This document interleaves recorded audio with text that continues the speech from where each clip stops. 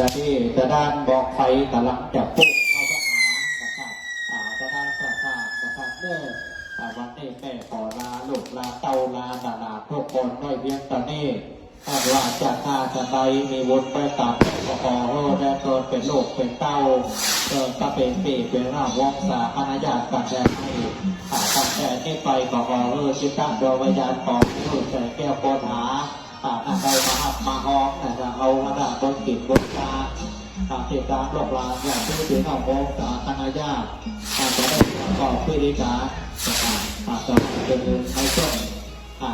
ในวันที่ผ่านมาพระนางนาเวนาโคโสดบพที่นะครับจะเป็นสาระเป็นเจ้าแล้วก็ปัจจัยเป็นนิสัยสัมโตที่ทับดวงวิญญาณต่อไปอุ้ยแต่แก้วก็หานะครับได้สู่สามอะไรพ่อลูกทั้งวันเป็นสักที่ต้นต่อไปที่ได้การต่อมาเอาหน้ามาเกิดที่พอใจเราก็โอนที่ได้บ้านใต้ทุกโลกโอนเกิดก่อนเจ้าหน้ามาโอ้ป้าโอ้เจ้าน้องพี่น้องว่าจะเป็นสหายที่ไหนเกี่ยวข้องทางใดอาจจะบอกได้จ้างป้าพายปราศัยขออภัยเมื่อต้นจิตเจ้ากำลังตั้งใจยังไงความโศกความจำความเศร้าความเบาซาบ้า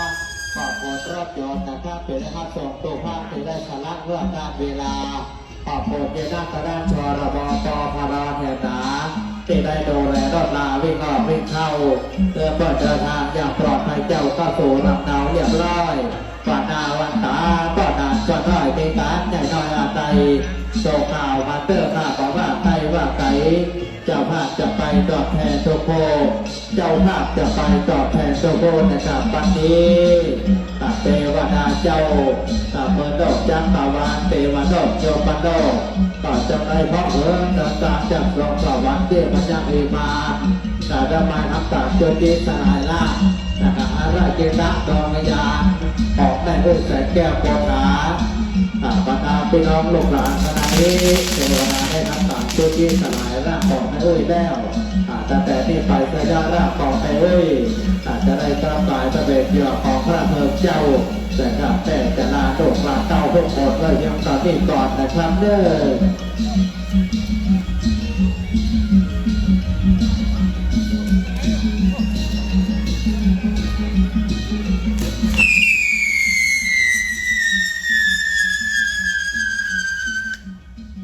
ซึ่งอาปนาเป็นเอาแค่ผู้วิจารณ์จะเดินตามนะครับตามบ้านนะครับประกอบเพื่อลูกค้าในเดินตามบ้านโดยสวัสดิภาพ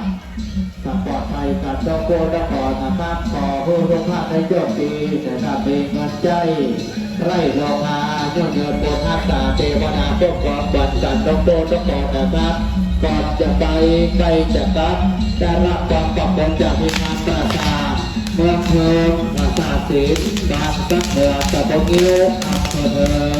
ขออนุญาตจดตัวกับผมทำหน้าที่ในการเป็นพิธีกรในวันนี้พิพาทประกาศไปบอกจะมาภายในหน้าต่างให้เปิดนะครับขออนุญาตจุดที่ในการจะเสียงเพียงแต่นี้ก่อนนะครับเพื่อขอบพระคุณและสวัสดีทุกท่านนะครับ